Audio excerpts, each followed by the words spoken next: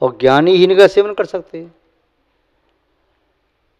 यह ज्ञानी का एक लक्षण है, तो बुद्धिजनों के द्वारा सेवन करने योग्य है। मूर्ख व्यक्ति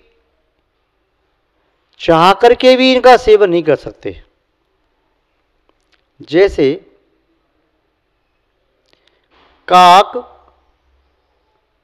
अंगूर को नहीं खा सकता। जब अंगूर की फसल आती है तो काक के कंठ में रोग हो जाता है, लोमड़ी नहीं ग्रहण कर पाती। वह कहती है खट्टे हैं मैं नहीं खाऊंगी, वह पहुंच नहीं पाती। जैसे नारकी वैकृतिक शरीर को धारण करते हुए भी वह शुभ विक्रिया नहीं कर पाते। जैसे मिथ्या दृष्टि अवधि ज्ञानी अपने अवधि ज्ञान के माध्यम से आत्महित की बात नहीं सोच सकते। जैसे कसाय के आवेश से युक्त मनोबली, इसके ज्ञानावणी कर्म का शोषम है, ऐसा वह शुद्ध ज्ञानी कषाय के आवेश में दूसरों का अहित ही सोच सकता है, हित नहीं। उसी तरह से दीर्घ संसारी मिथ्यादृष्टि कषाया वेश युक्त व्यक्ति इन चार पदार्थों का सेवन नहीं कर सकते। बुधही सेव्या बुद्धिमानों के द्वारा ही सेवन करने के योग्य हैं।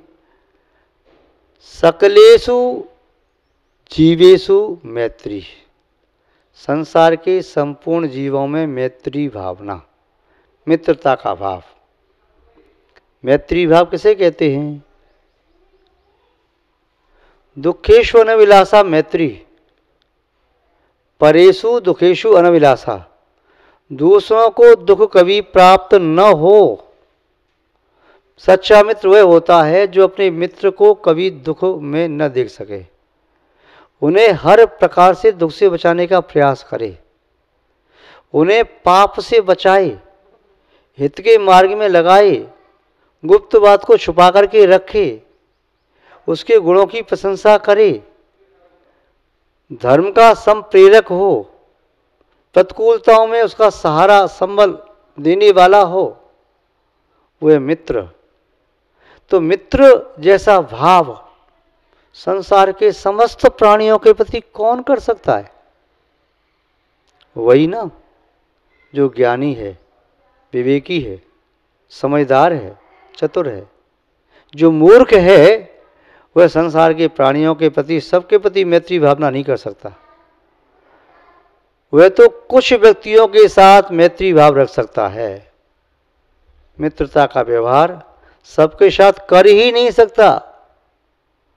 वह तो 2-4 व्यक्ति से मित्रता निभा सकता है, और वह भी हर समय नहीं, जब तक उसका स्वार्थ सिद्ध हो रहा है तब तक। किंतु ज्ञानी पुरुष ऐसा है जो संसार के समस्त व्यक्तियों के प्रति, समस्त प्राणियों के प्रति मैत्री की स्थापना अपने चित्त में कर सकता है। ये कैसे कर सकता है? क्या ये सब प्राणियों को जानता है? क्या सबसे इसका परिचय है? जब सबको जानता नहीं, परिचय नहीं, तो सबको मित्र कैसे बना सकता है? सबके प्रति मैत्री भावना कैसे रख सकता है? मैत्री भावना के लिए सबको मित्र बनाना जरूरी नहीं है। मैत्री भावना के लिए अपने चित्त को मित्रानुकूल बना लेना पर्याप्त है। तुम्हारा चित्त मित्र जैसा बन जाए तो तुम्हारे चित्त में सब मित्र जैसे दिखाई देंगे। तो एक मित्र के प्रति जो हृदय होता है वह हृदय तुम्हारा बन गया, तो तुम्हारे हृदय में पुनः द्वेष, बैर, कलुषता, कसाय भाव किंचित भी न रहेगा। महानुभाव, तो यहाँ मैत्री की बात कही कि मैत्री संसार के समस्त प्राणियों के प्रति, समस्त जीवों में, सकलेषु जीवेषु, कोई भी जीव ऐसा बाकी न रहे, चाहे वे जीव कल सहित हैं और चाहे वे कल रहित हैं। सकल जीव हैं या निकल, शरीर सहित या शरीर रहित, सकल माने संपूर्ण जीव राशि। मैत्री भावना, उसके मन में भाव ही नहीं आता कि मेरा कभी किसी ने अहित किया है। उसके मन में एक धारणा स्थिर हो जाती है, चिरस्थायी हो जाती है। टांकी से उकेरी गई लकीर की तरह से पाषाण पर जो लकीर टांकी से उकेरी, ऐसी ही उसके चित्त में एक धारणा बनी है कि मेरे सिवाय मेरा कोई अहित नहीं कर सकता, और जब मेरा कोई अहित नहीं कर सकता तो मैं किसी को शत्रु कैसे कह सकता हूँ। शत्रु तो उसे माना जाता है जो मेरा अहित करे, और संसार का कोई भी प्राणी कोई भी मेरा किंचित भी अहित नहीं कर सकता। मेरा अहित जब भी होगा मेरे ही पाप कर्म के उद्देश्य होगा। यदि ऐसी बात है तो संसारी प्राणी को मित्र क्यों मानते हो? जब शत्रु नहीं मान रहे, कोई अहित नहीं कर सकता, तो तुम्हारा कोई हित भी नहीं कर सकता। हाँ ठीक है, अहित नहीं कर सकता तो वे अब तुम्हारे शत्रु तो नहीं है, और तुम कह रहे हो हित नहीं कर सकते, किंतु हित किया जा सकता है। कैसे? उनके प्रति मैत्री की भावना तुम्हारे मन में आ जाए तो इससे ही तुम्हारा हित हो जाएगा। तो उनके प्रति मैत्री की भावना बनी तभी तो हित हुआ। यदि उनके प्रति शत्रुता की भावना होती तो हित नहीं होता। तो वे शत्रुता की भावना बनने से वे तुम्हारे अहित में कारण बन गए, और तुम जानते हो हित में कोई कारण बन नहीं सकता। तो फिर मैत्री में तुमने अपने मन को उनके प्रति मैत्री भाव से युक्त किया, तो ये मैत्री भावना ही तुम्हारे लिए हित का कारण बन गई। सकलेषु जीवेषु मैत्री सर्वदा सेव्या वोदही, उस जनों के द्वारा सदा सेवनीय है। आगे कह रहे हैं परानुकंपा करुणा पवित्रा। जो जीव दुखी हैं, त्रस्त हैं, परेशान हैं, असहाय हैं, बेचारे हैं, उनके प्रति अनुकंपा की भावना, ये अनुकंपा की भावना, ये करुणा और दया की भावना चित्त को पवित्र करने वाली है। दया के जल से चित्त शुद्ध किया जाता है। जैसे जल से कीचड़ को धोया जाता है, वैसे ही मन के विकारों को धोने के लिए दया निर्मल जल की तरह से है। करुणा और अहिंसा ये क्षारीय पदार्थ की तरह से चित्त के विकारों को दूर करने वाले हैं। इनके दूर होते ही चित्त स्वतः ही पवित्र होने लगता है, शुद्ध हो जाता है, और पवित्रता आनंद का साक्षात हेतु है। यदि आपको यकीन नहीं है तो आप अपने चित्त को पवित्र बना करके देखो। जब जब आपका चित्त पवित्र होता है तब तब आपको आनंद की अनुभूति होती है। आनंद पवित्रता में है, आनंद निर्विकार अवस्था में है, आनंद निर्मलता में है, आनंद विशुद्धि में है, आनंद संकलिष्ठता की हानि से है, आनंद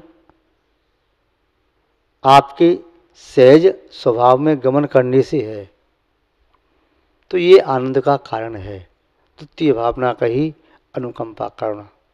तृतीय भावना के बारे में कहते हैं वोदैरुपेक्षा सुख दुख साम्यम। बुद्धिमान व्यक्ति उपेक्षा करते हैं सुख दुख की, अपेक्षा नहीं करते। सुख की अपेक्षा हो या दुख की अपेक्षा हो, है दोनों दुख रूप। सुख की अपेक्षा से सुख मिली भी जाए तब भी वह दुख ही है, क्योंकि दुख का कारण होने से। नहीं मिले तब भी दुख ही है, क्योंकि न मिलने से। दुख की अपेक्षा करना भी दुख ही है, मिल जाए तब भी दुख ही है, न मिले तब भी उसके लिए दुख इष्ट था, उसकी प्राप्ति न होने से वह भी दुख रूप है। इसलिए सुख और दुख की उपेक्षा करना। उपेक्षा कैसे करना? सुख और दुख पुण्य और पाप कर्मों के फल हैं। पुण्य और पाप कर्म आपके द्वारा निरंतर होते रहते हैं और आपको उपदेश भी दिया जाता है, पापों से बचो, पुण्य कार्य में लगो। फिर यहाँ उपेक्षा क्यों कह रहे? पुण्य पाप की उपेक्षा की बात नहीं, उपेक्षा की बात है सुख दुख की फल की। पुण्य पाप फल माय हरख बिलखो मत भाई, ये पुदगल पर जाए उपज विनशे प्रथाई। पुण्य और पाप दोनों कर्म हैं और इसके फल इसकी चमक की तरह से है। कृष्ण पदार्थ से आभा कृष्ण ही निकलती है और धवल पदार्थ से धवल। पुण्य कर्म से इष्ट पदार्थों की संप्राप्ति और पाप के उद्देश्य अनिष्ट पदार्थों की संप्राप्ति होती है। पुण्य पाप हमारा अहित तब तक नहीं कर सकता जब तक हम पुण्य और पाप के फल में हर्ष विषाद न करें, राग द्वेष न करें, मन हमारा विकृत न हो, चित्तवृत्तियाँ हमारी मलिन न हों और हम निर्मल चित्त वाले बने रहें, तो सुख दुख हमारा बाल बांका भी नहीं कर सकते। महान भाव। तो सुख दुख में समता धारण करने की बात कही। इसलिए बुद्धजन सुखों को देख करके इतराते नहीं, दुखों को देख करके घबराते नहीं, सुखों में फूलते नहीं, दुखों में कूलते नहीं। चित्त सज्जन पुरुष सुखों को देख करके अति संतुष्ट नहीं होते, दुखों को देख करके संतुष्ट नहीं होते। सुखों में कर्तव्य को भूलते नहीं और दुखों को प्राप्त करके कर्तव्य पालन की क्षमता को से चूकते नहीं। इसलिए सुख दुख यह मेरे कर्म के फल हैं, मेरी चित्तवृत्ति की परछाइयाँ हैं, कोई और नहीं है। अपनी चित्तवृत्तियों को समझ लो और फिर उन चित्तवृत्तियों की उन परछाइयों को उत्पन्न मत होने दो, तो सुख दुख उत्पन्न नहीं होगा। चित्तवृत्ति शुद्ध है तो सुख दुख नष्ट हो गई। चित्त की शुभ वृत्ति सुख रूप होती है, चित्त की अशुभ वृत्ति दुख रूप पाप रूप होती है। चित्त की वृत्ति बिंब की तरह से है और सुख दुख उनकी परछाई प्रतिबिंब की तरह से है। इसलिए कहा उदयी रूपेक्षा सुख दुख को साम्यम। दुख में भी क्षमता का भाव, सुख में भी क्षमता का भाव। दुख में समता का भाव रखने की कोशिश तो संसार के सब प्राणी करते हैं प्राय करके, और दुख में जब तुम्हारे परिणाम बिगड़ते हैं तो समझाने वाले बहुत आ जाते हैं, कोई न कोई निमित्त मिल जाता है समझाने वाला। किंतु सुख में जब व्यक्ति गिरता है तब समझाने वाले मुश्किल से मिलते हैं। मिल भी जाए तो बात समझ में नहीं आती। दुख में तो समझ में आता है। व्यक्ति जब नीचे गिर रहा हो, कुएं में गिर रहा हो, तो समतल पर खड़े हुए व्यक्ति उसे उठा लेते हैं, पकड़ लेते हैं। पर्वत से गिर रहा हो, व्यक्ति को उठाने के लिए साधन मिल सकते हैं, किंतु व्यक्ति अपनी दृष्टि में गिर रहा हो, उसे कौन उठा सकता है? अपनी दृष्टि में गिरते हुए व्यक्ति को संसार का कोई व्यक्ति उठा नहीं सकता। इसलिए जीवन में चाहे कुछ भी हो जाए, चाहे कुछ भी हो जाए, कभी तुम अपनी दृष्टि से मत गिरो। अपनी दृष्टि से गिरे हुए व्यक्ति का कोई ठिकाना नहीं, कोई आश्रय नहीं, कोई आलम्बन नहीं। महान भाव।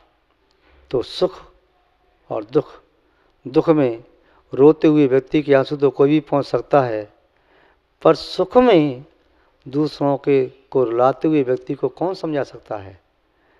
सुख में व्यक्ति दूसरों को रुलाने में अधिक सफल हो जाता है, दुख में होता है तब व्यक्ति उसे देख करके चाहे दुखी हो चाहे सुखी हो, ये बात अलग है। किंतु दुख में फिर भी निमित्त ज़्यादा मिलेंगे। किंतु यहाँ पर कह रही हैं दुख में भी समता का भाव रखो और सुख में भी समता का भाव रखो।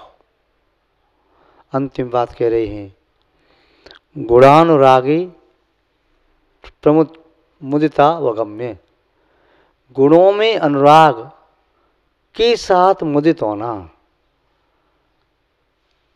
अवगम्य जान करके, गुणों को जान करके कि इनमें ये अमुक अमुक गुण हैं, तो गुणों को जान करके उनमें अनुराग करते हुए मुदित होना, आनंदित होना, प्रसन्नचित्त होना, हर्षित होना। वाह क्या बात है, क्या चीज है। किसी के गुणों की प्रशंसा करते करते थको मत। बाज आओ दूसरों की निंदा करने से, जी चुराओ दूसरों की निंदा करने से, दूसरों पर दोष लगाने से, किंतु गुण प्रशंसा करोगे तब निस्संदेह तुम गुणी बन जाओगे। दोषों की व्याख्या करने से आज तक कोई भी गुण पुंज नहीं बना। निंदा करने से कोई प्रशंसनीय नहीं बनता है। निंदा करने का शौक ही है तो आत्मा की निंदा करो। यहाँ कह रहे हैं धर्म को देख करके, धर्मात्मा को देख के, धर्म के फलों को देख करके आनंद से आपका हृदय भर जाए। जैसे मूसलाधार वर्षा से तालाब भर जाते हैं, झील नदी नाले भर जाते हैं, ऐसे धर्मात्मा को देख करके, धर्म की क्रियाओं को देख करके, धर्म के फलों को देख करके, धर्म के अनुष्ठान को देख करके और स्वयं धर्म में स्थिर होकर के आनंद का अनुभव करो। आनंद से लबालब भर जाओ। यही वास्तव में धर्मात्मा के द्वारा सेवनीय है, ये उसका कर्तव्य है। महानुभाव, ये चारों भावनाएं आपके अंदर आएँ।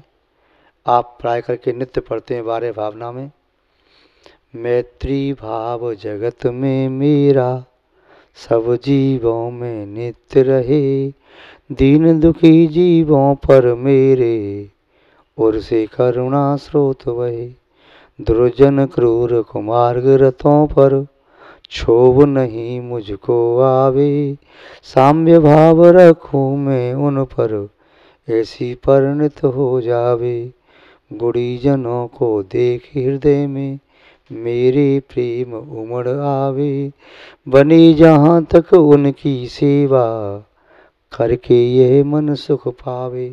महानुभाव, इन पंक्तियों को बार बार गुनगुनाना चाहिए, चिंतन करना चाहिए।